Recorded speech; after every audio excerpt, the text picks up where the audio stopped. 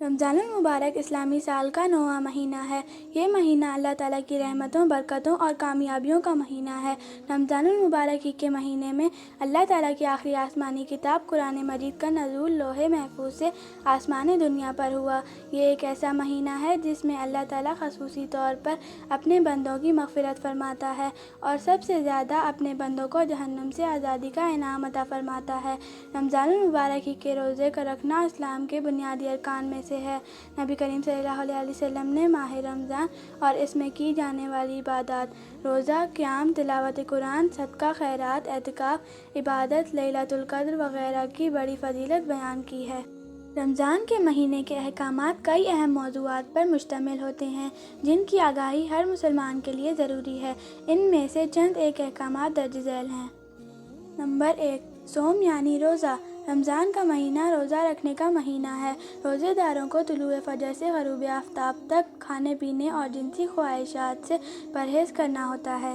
Number 2، قرآن کی تلاوت۔ رمضان میں قرآن کی زیادہ سے زیادہ تلاوت کرنے کی ترغیب دی جاتی ہے۔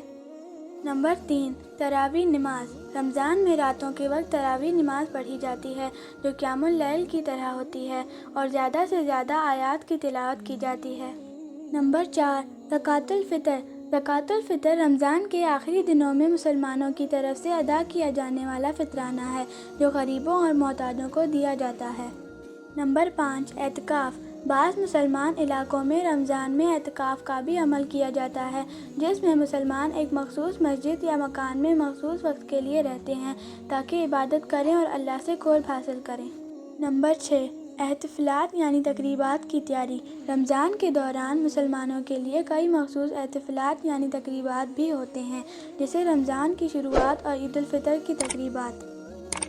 یہ کچھ اہم احکامات ہیں جو رمضان کے مہینے کے دوران اہم ہوتے ہیں۔ آپ صلی اللہ علیہ وسلم نے فرمایا، اس وقت تک روزے کا آغاز نہ کرو جب تک چاند نہ دیکھ لو اور نہ ہی روزے ختم کرو جب تک شوال کا چاند نظر نہ آ جائے۔ آپ صلی اللہ علیہ وسلم نے فرمایا، ماہ رمضان کا چاند دیکھ کر روزے شروع کرو اور شوال کا چاند دیکھ کر اسے ختم کرو۔